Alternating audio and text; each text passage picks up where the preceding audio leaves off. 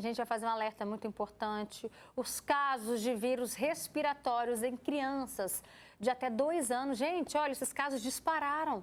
A Fiocruz acaba de divulgar um boletim, viu? Segundo os dados do documento, o aumento acontece em todos os estados. E a incidência do vírus VSR chama a atenção dos médicos, porque ele é o responsável pelos casos de bronquiolite em bebês. E a doença, gente, é altamente contagiosa. Além disso, ela é responsável por boa parte das internações nessa época do ano. Então, esse vai ser o nosso assunto do quadro E aí, doutor? Participa com a gente, manda aqui pra gente suas dúvidas, suas perguntas, viu? Participa aqui tanto no Facebook ou então aqui embaixo também, ó, o número que aparece aqui na sua tela, aqui no nosso WhatsApp, tá bom? O que a gente precisa aprender a diferenciar, até mesmo para cuidar melhor dos nossos pequenos, é o que é um resfriado comum e quando é uma bronquiolite, uma pneumonia, um caso mais grave. Vamos aprender a diferenciar? Eu preciso também participar desse estúdio, mais do que nunca, viu? Aqui no nosso estúdio eu recebo o doutor Vinícius Fagundes, ele que é pediatra. Obrigada, viu, pela sua participação, doutor. Obrigado. E também a Essione, gente, a filha dela, caçula, ficou internada não tem um mês, né, Essione? Fala com a gente aqui no microfone. Tem um mês. Um mês aproximadamente, isso, né? mais ou menos. E ela estava com o quê? 10 meses, né? Isso, 10 meses. Como que foi? Como que isso foi evoluindo? O que você observou inicialmente de sintomas nela? Eu não gosto de ficar esperando muito quando as crianças dão febre, né? Eu fico preocupada, tenho medo. Às vezes a gente não consegue diagnosticar tão bem quanto o médico, né? Então eu prefiro levar.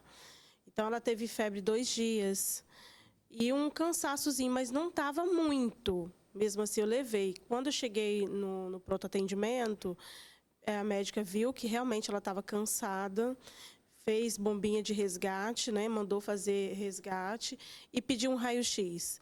Quando a gente voltou, ela já falou, ó, ela está com pneumonia e pela idade eu prefiro internar.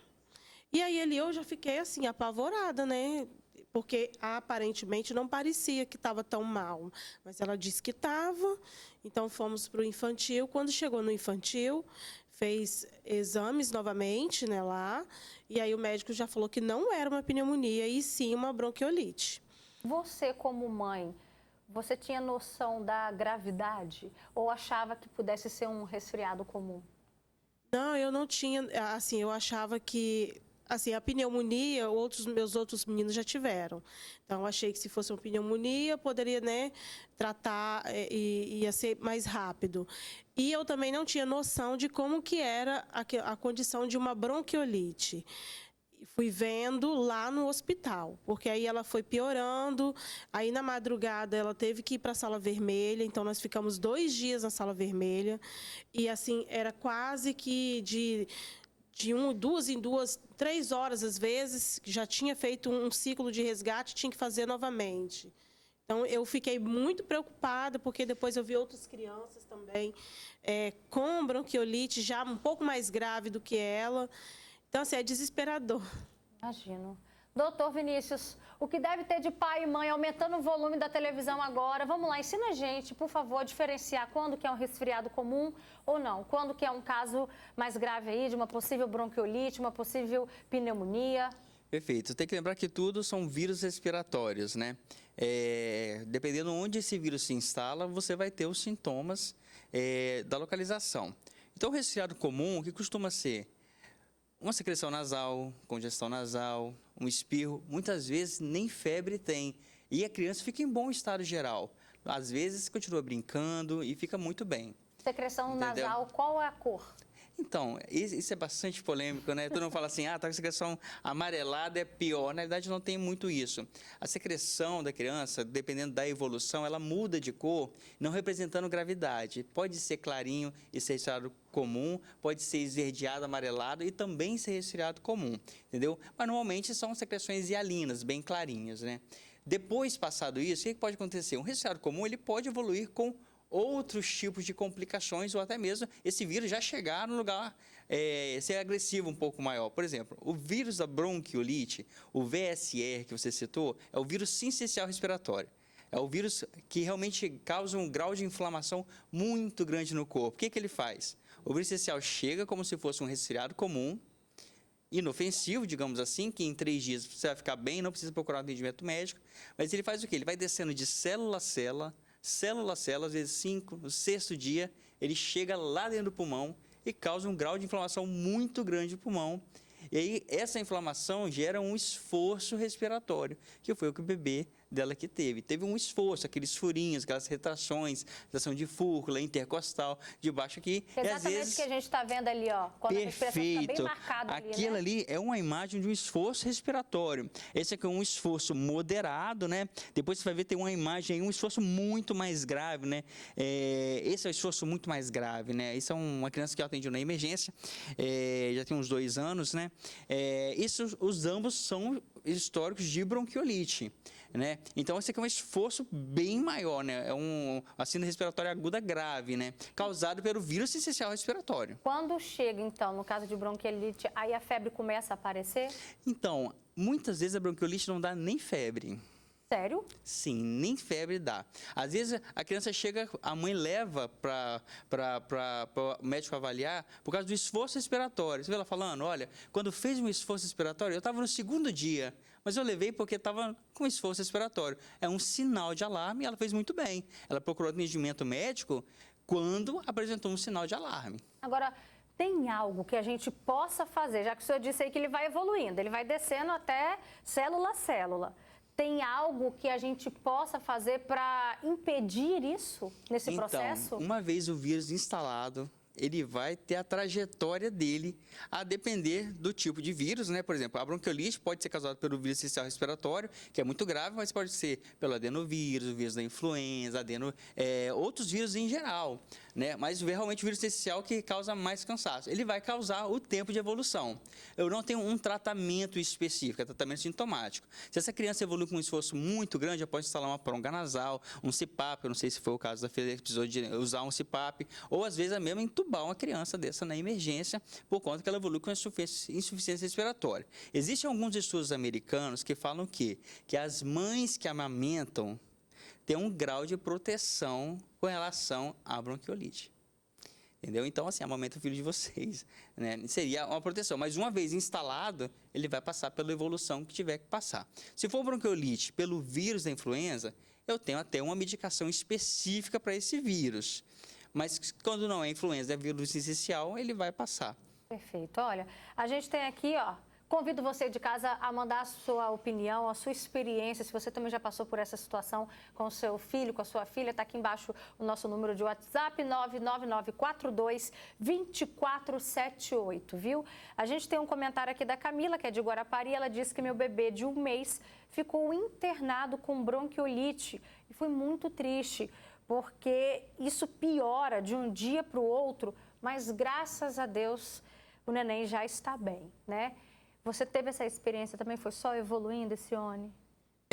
Quando a gente recebeu alta num domingo e eu fiquei fazendo a manutenção com as bombinhas, né, e vigiando, porque o médico falou, ó, se você perceber que está precisando fazer resgate, você faz só até chegar no hospital. Então, assim, foi feito. Então, na terça-feira eu já voltei com ela novamente.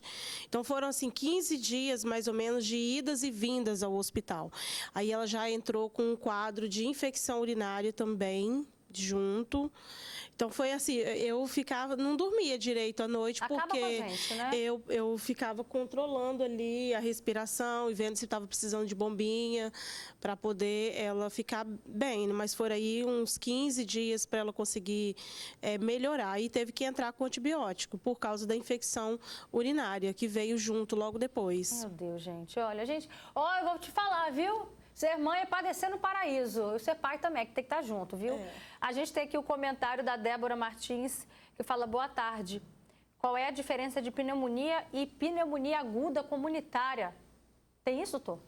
É porque depende de onde você pegou a bactéria, né? A pneumonia é um termo geral, né? A pneumonia adquirida na comunidade é um germe, uma bactéria que você tem no meio da comunidade, como o pneumococo. Não tem uma certa resistência. Às vezes você tem uma pneumonia que você adquiriu dentro do hospital. Eu estou falando de um germe um pouco mais resistente. E aí o que muda é o tratamento, às vezes, do antibiótico adequado para esse tipo de infecção, entendeu? E aí a gente estava diferenciando, né? O resfriado comum, numa bronquiolite? E no caso de uma pneumonia, também tem uma diferença aí do sintoma? Então, a pneumonia bacteriana principalmente, ela se comporta com febre e taquipneia. Então, o aumento da frequência respiratória e febre indica que provavelmente alguma coisa está ali no pulmão. Né, é o primeiro sintoma. Às vezes, os pais eles ficam preocupados, né? Eu estou no pronto atendimento e falam, eu quero fazer um raio-x para saber se é pneumonia.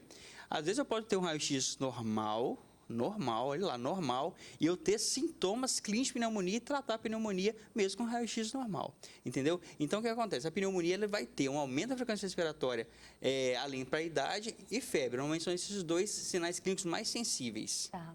E olha só, doutor, a gente está aí, tem uma previsão de uma frente fria chegando, né?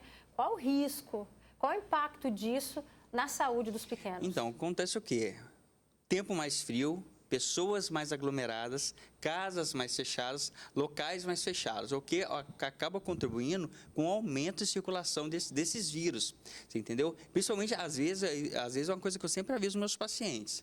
Se eu estou com um resfriado comum, a criança está bem, fica em casa. Por quê? Às vezes você está com resfriado comum causado por um adenovírus que seja, que vai passar em 3 dias. Você procurando precocemente ajuda médica, você vai chegar lá no pronto-atendimento, além do adenovírus, você vai pegar o vírus sincicial respiratório, por exemplo.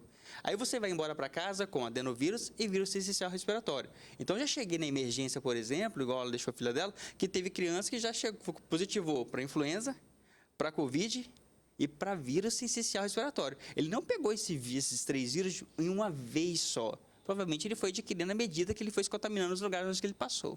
Meu Deus, gente, vou te falar, fica complicado. A mãe Roberta Salgueiro também tá me pergunta, viu?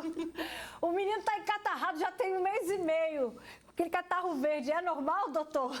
Então, as crianças, principalmente as que frequentam a escola, elas podem pegar resfriado um atrás do outro. Ela pode pegar até 12 resfriados no ano, ou seja, 15 dias bem, 15 dias com secreção nasal. Tá certo. Agora, doutor, para a gente finalizar, a gente está aí também na campanha da vacinação, né, contra a gripe. Vamos reforçar também a importância. E lembrando que também tem vacina para pneumonia, né? No caso do SUS, aí para pessoas de outra faixa etária. A gente tem o calendário vacinal em que as crianças vacinam contra a pneumococo 10, né, que tem disponível no SUS, com 2, com 4 meses, e depois um reforço com 1 ano, no particular, umas doses diferentes, com pneumo 15 agora que tem, uma promessa de ver o pneumo 20 agora no particular.